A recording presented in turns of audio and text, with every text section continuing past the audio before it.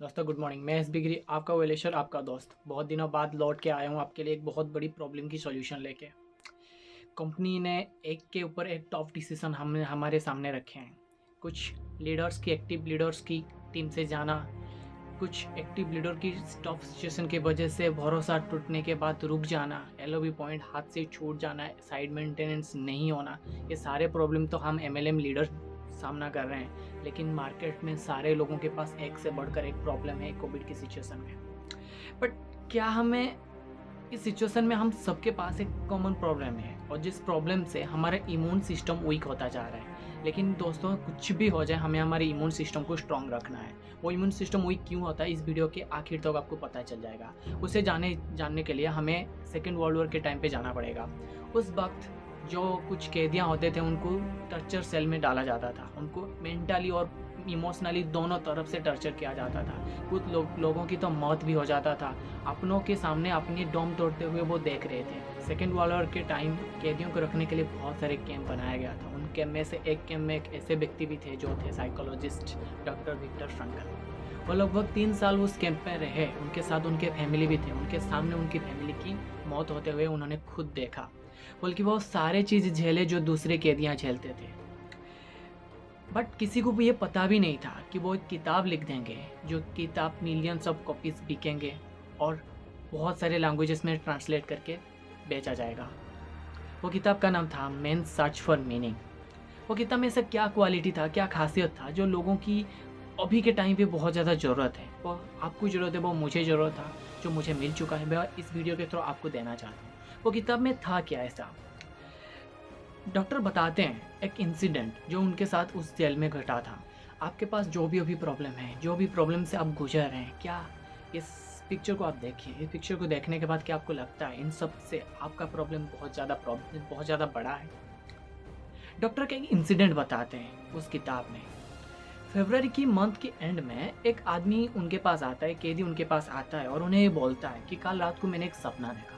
उस सपने में एक व्यक्ति मेरे सपने में आए और उन्होंने मुझे पूछा कि तुम क्या पूछना चाहते हो, मुझे पूछो।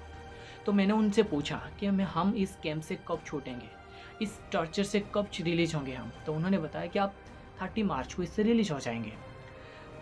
उस सपने के बाद उस कैदी को लगने लगा था कि इतना भरोसा हो गया था कि वो 30 मार्च को छूट जाएगा। मार्च का महीना शुरू हुआ, दिन बीतते गए। जब आखिरी दिन आने लगे, जो 30 मार्च आने लगा, तो उसको ये लगने लगा कि सबके जैसा वो भी मर जाएगा, क्योंकि वो यहाँ से छूटने वाला है नहीं। 30 मार्च को वो बीमार पड़ गया और थोड़े दिन में उसकी मौत हो गया। सबको लगा कि वो किसी बीमारी से मर गया है, लेकिन विक्टर को अच्छे से पता है कि वो बीमारी से नहीं, ना उम्मीद से मरा है। माय डियर फ्रेंड्स, इस किताब से इस सब बहुत बड़ी चीज़ मुझे जो पता चला है वो आपको भी बताना बहुत ज़्यादा ज़रूरी है कि वो है कि इंसान अपनी तकलीफ़, अपनी प्रॉब्लम से नहीं मरता, इंसान अपनी चैलेंजेस से नहीं मरता, इंसान धोखे से नहीं मरता, इंसान मरता है तो ना उम्मीद से मरता है। अगर आप अपनी होप को हरा देंगे तो आपको डाई होने में कोई रोक नहीं सकता। जब किसी का उम्मीद ख़त्म हो जाता है तो उसका इम्यून सिस्टम भी वीक हो जाता है। जब इम्यून सिस्टम वीक हो जाता है तो छोटे मोटे बीमारियां भी जानलेवा हो जाते हैं। यानी पहले उम्मीद ख़त्म होता है, उसके बाद इम्यून सिस्टम वीक होता है, और उसके बाद छोटे मोटे बीमारियां जानलेवा हो जाते हैं या फिर मौत के घाट उतार देते हैं। दूसरा सबसे बड़ी चीज़, विक्टर ये बताते हैं कि अगर आपको उम्मीद को लॉन्ग टर्म प्रोसेस में रखना चाहते हैं तो आपके पास लॉन्ग टर्म गोल होना चाहिए, एक ड्रीम होना चाहिए, और उसके लिए कुछ ख्वाब भी होना चाहिए, जिसकी वजह से आपको ये सारे तकलीफ़ें छोटे छोटे लगने लगेंगे। आप ज़रा सोचिए कि आपका सोच, आपका गोल इतना बड़ा है और ये सारे प्रॉब्लम्स इतने ही छोटे हैं, तो आपका उम्मीद क्या कभी ख़त्म होगा? नहीं। दोस्तों, आपका नज़रिया कैसे है, वो एक इंसिडेंट ये भी बताते हैं कि मान लीजिए कि आप किसी सुबह अपने घर से निकल रहे हैं और आपका गाड़ी पंक्चर है, तो आप गुस्से के मारे क्या बोलेंगे कि क्या ख़राब दिन था, वगैरह वगैरह वगैरह। लेकिन उसका एक पॉजिटिव वे भी तो ये भी हो सकता है कि हो सकता है आपकी एक बहुत बड़ी प्रॉब्लम से आप बच गए। अगर आपकी चलती हुई गाड़ी में आपकी पंक्चर हो जाता तो हो सकता है एक बहुत बड़ा एक्सीडेंट हो सकता था। तो आपके ऊपर डिपेंड करता है कि आप छोटे मोटे चीज़ से कैसे positive thinking, positive way of thinking आप निकाल सकते हैं। इस पेंडेमिक के चलते हर कोई प्रॉब्लम का सामना कर रहा है, और कोई अपने घर में बंद है। देखिए दोस्तों, आपको ऑनलाइन ट्रेनिंग तो मिल ही जा रहा है, लेकिन ऑनलाइन काम करने के लिए भी आपको नॉलेज लेना बहुत ज़्यादा ज़रूरी है।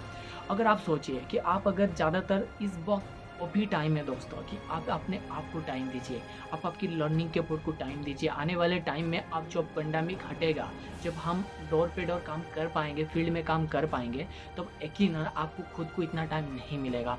अभी टाइम है अपने आप को अपग्रेड करने का, अभी टाइम है अपनी नॉलेज को हाई लेवल के नेक्स्ट लेवल पे लेके जाने का। तो आई होप आपको ये मेरे सारे चीज़ों में आपको बताना चाहता हूँ वो समझ में आया होगा। और अपनी उम्मीद को टॉप में लेके जाना है, अपनी उम्मीद को नेक्स्ट लेवल पे रखना है, ताकि इस पेंडेमिक से हम निकल सके। और हाँ, कंपनी के डिसीजन पर एकदम भरोसा रखिए, वो हमारे लिए ही काम करता है। वो अभी आपको पता नहीं चलेगा, थोड़े दिन में पता चल जाएगा। तब तक मिलते हैं अगले किसी इंटरेस्टिंग वीडियो में। तब तक अपना ख्याल रखें और अपनों का भी। जय हिंद।